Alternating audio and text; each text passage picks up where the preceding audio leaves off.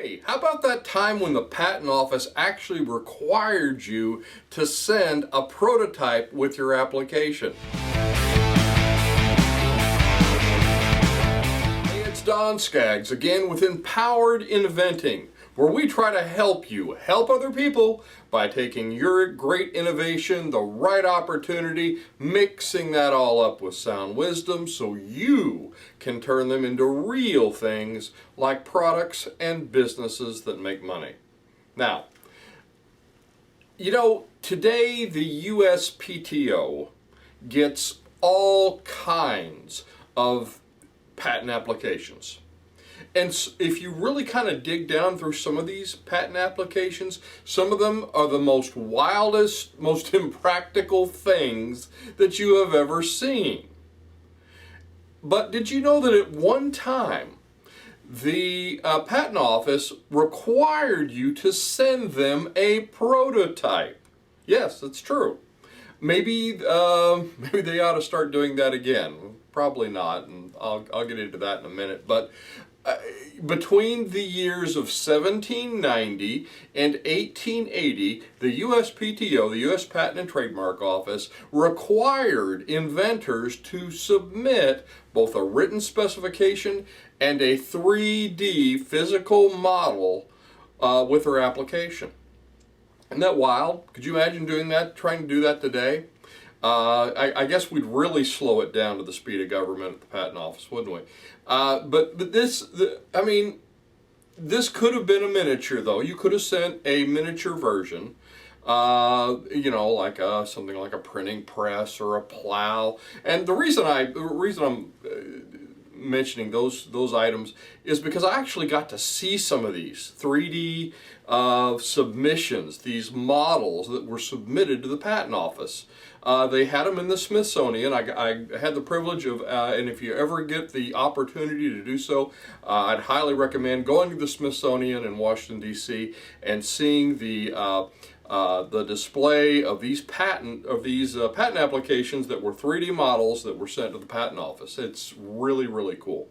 So they would send these in, and sometimes they'd be a full-scale example of a manufacturing product, although I think miniatures were preferred for space, kind of a 1 foot maximum, 1 foot by 1 foot by 1 foot, I guess, cube. So models didn't really have to work, but oftentimes they did. And I mention all that, and I almost wish, like I said before, I almost wish that they'd bring this back. Why?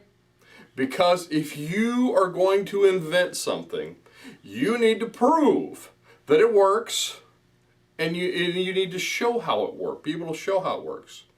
But not really for the patent office. I don't think that part matters, and it wouldn't be practical today, and for a whole number of reasons.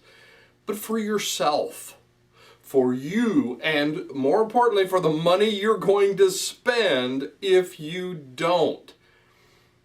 Now, would the patent office really do this? Would they bring this thing back where you have to send in a prototype? No. I really don't think so. But it really makes you think, though, because I really think that if you did something akin to this, you have to build it, you have to prove that it works, it would probably significantly reduce the number of useless, frivolous patents out there.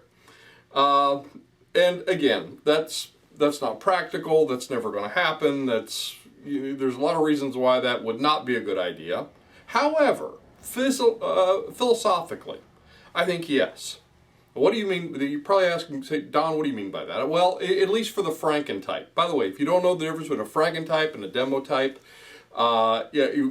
we break down prototypes into two different categories. First, there's the Frankentype. That's where you've snuck out to the graveyard of broken products and spare parts. You've used glue sticks and duct tape, and the end result is a prototype that only an inventor could love. But you've tested it, you've figured out it functions, it works exactly as you envisioned. You proved to yourself that it works. And you've taken that first important step of prototyping the right way. You've built it, you've proven that it works, and you've not spent a lot of money. Now the next thing you do is the demo type. That's completely separate. That's the Frankentype proves that proves to you and you alone that it actually is going to work. The demo type is to prove to other people, and that's the one you pretty up. That's the one that you're using more, eventually using more for marketing and licensing.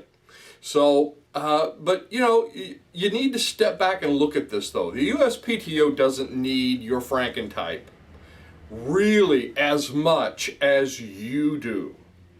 So let's pretend that you have your own imaginary patent office and that you have to send, you're required to send your Frankentype to. Because you really need to prove this to yourself. You really need to prove that it works before you spend a ton of money.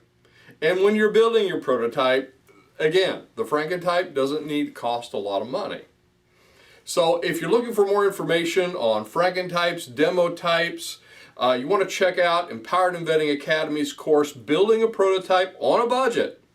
And that's at empoweredinventing.com. Again, I'm Don Skaggs. This is Empowered Inventing TV. Like, subscribe, help us to build our tribe. And I hope to see you at the next meeting, workshop, maybe one of our online courses, or on the next video.